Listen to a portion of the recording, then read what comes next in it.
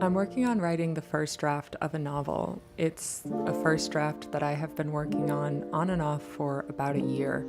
And lately I've really been thinking about the benefits of writing slowly.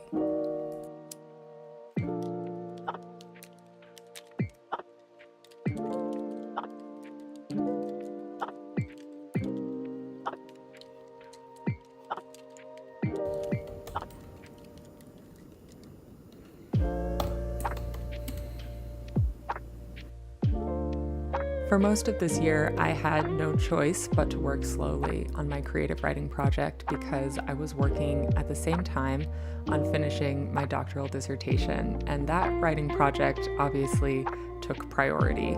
But at the end of September, I defended my dissertation and I earned my PhD, which, among other things, means that all of my writing time, all of my writing energy can now be dedicated just to my creative project.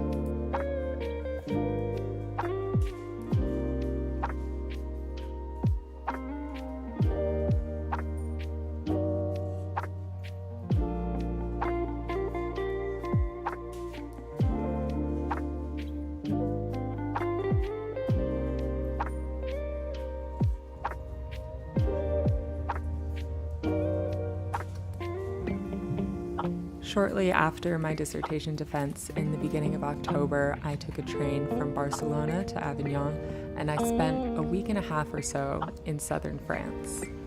I spent the entire train ride writing, and my intention was to spend most of my time there in France continuing to write.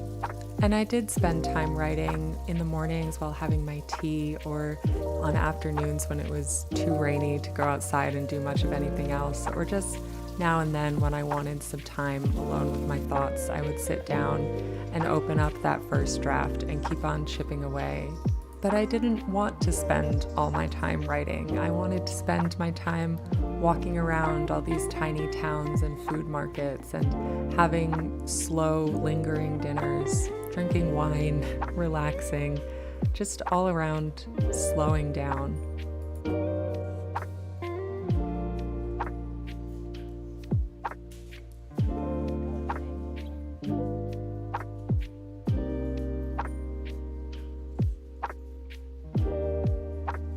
I was staying in the commune of Lacoste, population under 500, home to a handful of American art students and the crumbling remains of a castle formerly inhabited by the Marquis de Sade.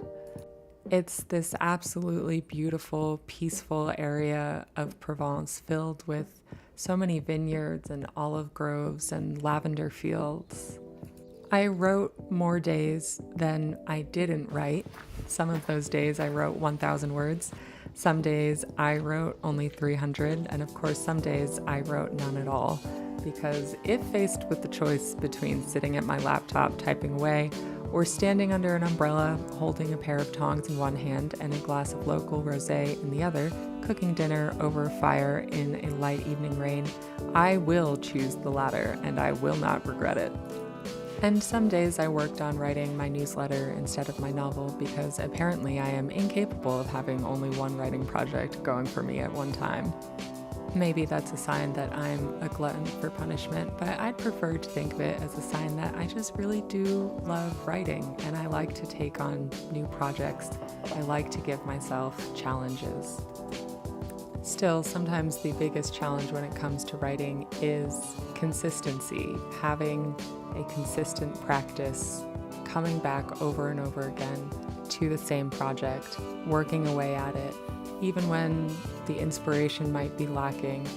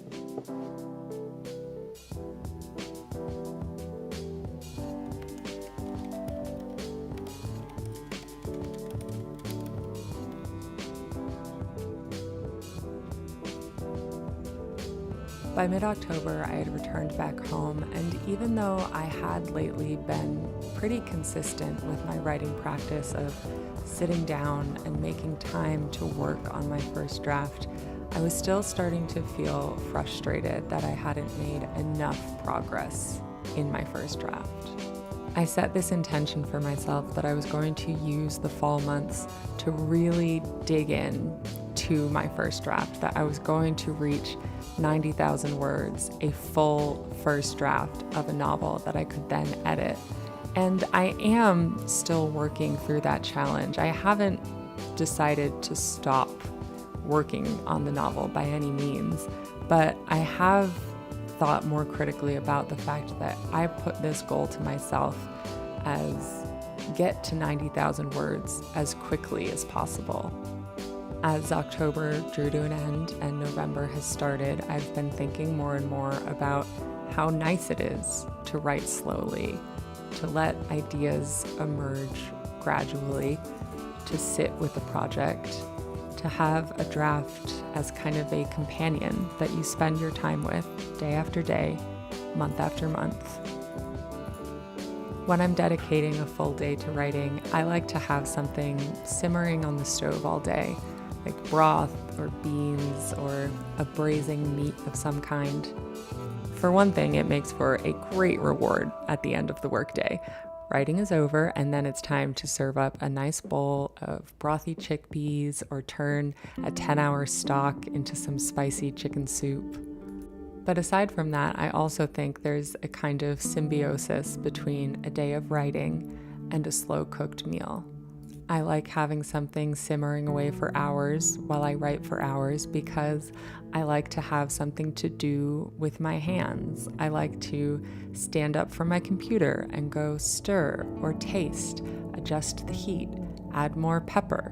I like to see the progress of what I'm cooking alongside the progress I'm making in my writing project, and it feels like they both feed in motivation to the other, especially because sometimes progress in writing is less obvious than progress in cooking.